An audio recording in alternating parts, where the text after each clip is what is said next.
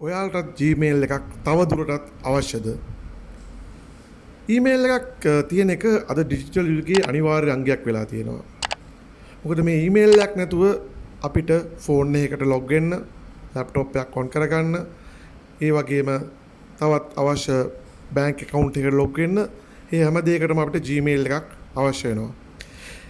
ඉතින් මේ වීඩියෝ එක මම ගෙනල්ලා තියෙනවා කොහොමද ස්ටෙප් බයි ස්ටෙප් ඊමේල් එකක් එහෙම නැත්නම් Gmail account එකක් ක්‍රියේට් කරගන්න කියලා අලුත් අයටත් හරිම පහසුවෙන් හදාගන්න පුළුවන් විදිහේ ස්ටෙප් පහකට. ඉතින් අපි බලමු කොහොමද Gmail account එකක් ක්‍රියේට් කරන්න කියලා. හරි. මුලින්ම අපි Gmail කියලා ටයිප් කරලා Google එකේ browser එකක් open කරලා ඒකේ email Gmail Google කියලා එනවා. අපි ඒක Gmail එක ක්ලික් කරගන්නවා. හරි. Google Workspace එකේ අපිට මෙන්න මේ වගේ sign in කියලා box එකක් එනවා. ඊළඟට අපි කරන්න ඕන මේක create account කියන එක ක්ලික් කරලා මම use කරන මේක personal use ඉඳලා personal use කියලා දෙනවා. ඊළඟට අපි දෙන්න ඕන first name එක. ඉතින් මම මගේ මේකෙදි දෙනවා මගේ business account එක first name එකක් විදිහට නමක් දෙනවා මොකක් හරි. last name කියන එක optional නමක් දෙන්න ඕන පුළුවන්. අවශ්‍ය නම් වලට දෙන්නත් පුළුවන් නැත්නම් ඕනෙත් නැහැ. ඊට පස්සේ අපි next කරනවා. හරි ඊළඟට අපෙන් අහනවා birthday එකක්. ඉතින් මම birthday එක දෙනවා මගේ. මුලින්ම month එක. ඊළඟට day එක.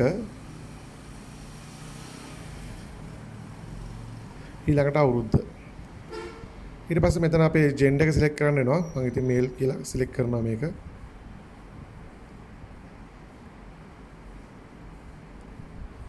ඊට පස්සේ ආපහු next කියන එකට දෙනවා.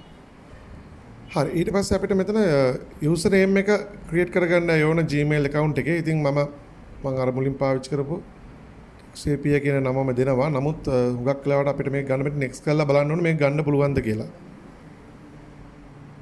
ඔව් අපිට මේක ගන්න බෑ කියලා කියනවා. ඊට අමතරව එයා suggestion account වගේක් දෙනවා. ඉතින් මේකෙදි මම ආපහු 83 කියලා ටයිප් කරලා බලනවා. එකක් ගන්න බෑ කියලා කියනවා.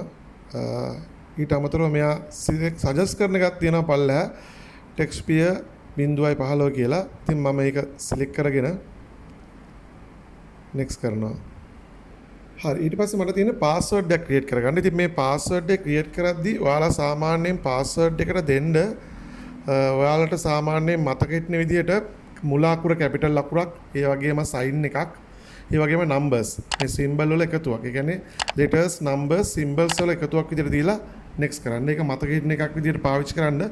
ඒ වගේ මේක ලියලා තියාගන්න. ඊළඟට ඔයාලට මේක verify කරන්න phone number එකක් ඉල්ලනවා. අපි ශ්‍රී ලංකා account එකක් ඉඳලා ඉතින් මම මගේ phone number එකක් දෙනවා. ඒ දුන්නාට පස්සේ මොකද මේකට SMS එකක් එනවා මේ phone number එකට. ඉතින් ඒ code එක අපි enter කරන්න ඕන මෙතෙන්ට. දැන් මේ වගේ phone number එක enter කරලා next කරනවා. next කරාට පස්සේ මෙතන මට G අකුරත් එක්ක code එකක් එනවා. ඉතින් මේ code එක සාමාන්‍යයෙන් අවශ්‍ය වෙනවා අපිට හුඟක් වෙලාවට password එකේම අමතක වුණොත් එහෙම password එක reset කරගන්න. ඒ වගේම recovery email එකක් දාගන්න. ඒ වගේ විදිහට ඉතින් මට code එකක් ආවා. ආපු හින්දා මම code එක දාලා next කරනවා. ආතර මේ recovery email address එකක් ඉල්ලනවා. ඔයාගේ email එක මොකක් හරි වෙලා add කරගන්න ඕන වුණොත් එහෙම recovery email එකක් දෙන්න. ඔයාලා පාවිච්චි කරන email address එකක් තව එකක් තියෙනවා නම් නැත්තම් නැතත් කමක් නැහැ. skip කරලා යන්නත් පුළුවන් අපිට. හරි. දැන් අපේ account එක සාමාන්‍ය දුරට හැදිලා ඉවරයි. මෙතනදී අපි දෙනවා next කරලා account එක finish කරගන්න පුළුවන්. ඊළඟට මෙතන privacy and terms කියලා agreement එක Google එකේ දෙනවා. ඉතින් මේ agreement එක කියවන්න බලලා පල්ලෙහා තියෙනවා. එතකොට agree කියලා button එක I agree කියන button එක select කරන්න. click කරාට පස්සේ අපේ Gmail account එකට තමයි මේ අපි log වෙන්නේ. ඉතින් Google Space එකේ අපිට use කරන්න පුළුවන් Gmail එක, ඒ වගේම YouTube, ඊට පස්සේ Google Drive එක, Gemini එක, මේ හැම දෙයකටම අපිට Gmail account එකක් ඕන වෙනවා. ඉතින් මේ තියෙන්නේ මම හදාගත්තු email එකේ මට මුලින්ම පෙන්නන වින්ඩුව එක තමා මේ තියෙන්නේ ඉන්බොක්ස් එක සිලෙක්ට් වෙලා මේ විදිහට වම් පැත්තෙන් ටැබ්ස් ටික තියෙනවා send items spam එතකොට importance others inbox එක ඊට පස්සේ අපි මේල් එකක් ක්‍රියේට් කරන්න ගියාම මේ compose කියන එකට ගියාට පස්සේ අපිට උඩ අපි යවන කෙනාගේ මේල් ඇඩ්‍රස් එක දාලා ඊට පස්සේ සබ්ජෙක්ට් එක දාලා පල්ලෑ බොඩි එකේ අපිට ඕන ඊමේල් එක ටයිප් කරලා මේල් එකක් අපිට සෙන්ඩ් කරගන්න පුළුවන්.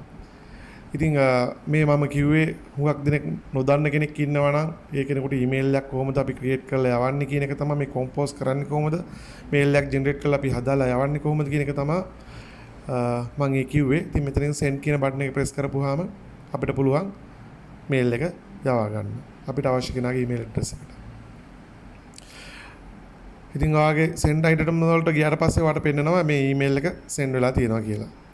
ඉතින් මේකේ ඉන්බොක්ස් එකේ අපිට මුකුත් මේල් එකක් ඇවිල්ලා නැති හින්දා පේනවා. ඊට පස්සේ මම අනිත් account එකෙන් ආපහු මේල් එකක් එවලා තියෙනවා. මේ ආපු මේල් එක තමයි අපේ ඉන්බොක්ස් එකේ දැන් තියෙන්නේ.